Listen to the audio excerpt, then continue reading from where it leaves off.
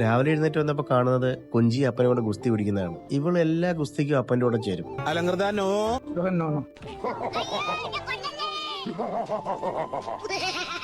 രാവിലത്തെ കലാപരിപാടി കഴിഞ്ഞ ബിസ്ക്കറ്റ് മസ്റ്റാണ്, അത് കൊടുത്തേ പറ്റുള്ളൂ. അപ്പക്കുട്ടി രാവിലെ ശൂശു അപ്പിയെ കഴിഞ്ഞ് വന്നിട്ടുണ്ട്. കൂട്ടിക്കൊണ്ട് കയറ്റി കഴിഞ്ഞാൽ ഉടനെ പോകുന്ന പുള്ളിക്കാരന് ഇഷ്ടമല്ല. കുറച്ചേരം നിർത്തി സ്നേഹിച്ചിട്ടൊക്കെ പോകാമെന്നാണ് പുള്ളിയുടെ വാദം. അപ്പൻ രാവിലെ ഒരുപാട് നേരം കഥ പറഞ്ഞുകൊണ്ട് ഇന്നാള് നല്ല മൂഡിലാണ്. അതുകൊണ്ട് പോകാൻ നേരം എഴുന്നേറ്റ് വന്നു. നമ്മളിങ്ങനെ പിണങ്ങിയിരുന്നിട്ട് യാതൊരു കാര്യമില്ല. ഞാൻ എന്തെങ്കിലും കടുത്ത് പറഞ്ഞിട്ടുണ്ടെങ്കിൽ ക്ഷമിക്കും. അങ്ങനെ ക്ഷമ വരെ പറഞ്ഞ സ്ഥിതിക്ക് മോള് കാണുന്ന സാധനം ചെയ്തിട്ട് പോണേ. സ്ഥിരം പോകുന്ന വഴിയായോണ്ട് ഇതുപോലെ ഒരുപാട് ആൾക്കാരെ നമ്മൾ ഡെയിലി കാണുവേ. അതുപോലെ ഒരാളാണ് നമ്മുടെ പയ്യനും.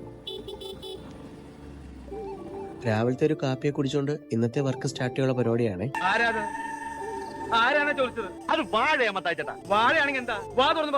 മൂക്കൂത്തി ഒന്ന് ഊരിയത് മാത്രം ഓർമ്മയുള്ളൂ.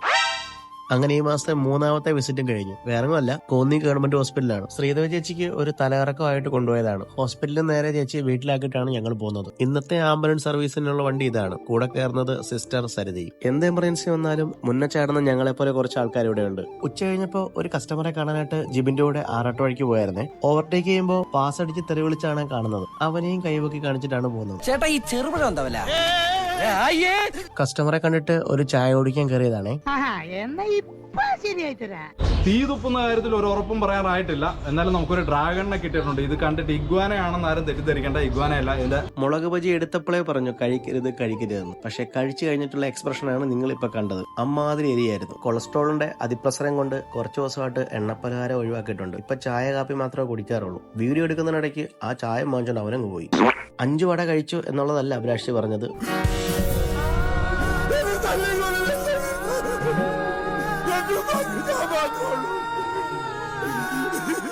ആറാട്ടുപുഴ പാലത്തിന് മുമ്പായിട്ടാണ് ഈ കട വരുന്നത്. ഒരു ചെറിയ കടയാണെങ്കിലും ഫുഡൊക്കെ നല്ല ടേസ്റ്റ് ആണെന്നാണ് കഴിച്ച അവർ രണ്ടുപേരും പറഞ്ഞത്. അങ്ങനെ ഓഫീസിൽ തിരിച്ചെത്തിയിട്ട് ഇന്നത്തെ വർക്കൊക്കെ കഴിഞ്ഞിട്ട് നേരെ വീട്ടിലേക്ക് ഇറങ്ങി. പോകുന്ന വഴിക്കുന്ന് ഒരാളെയും കൂടെ പരിചയപ്പെടുത്താം കേട്ടോ. സ്ഥിരമായിട്ട് നമ്മൾ രാവിലെ പോകുമ്പോൾ വിളിച്ചിട്ട് പോകുന്ന ഒരു അപ്പച്ചനാണ്. കുറച്ച് ദിവസമായിട്ട് അപ്പച്ചനെ കാണുന്നില്ലായിരുന്നു. ഇന്ന് ആളെ കണ്ടു കിട്ടിയിട്ടുണ്ട്.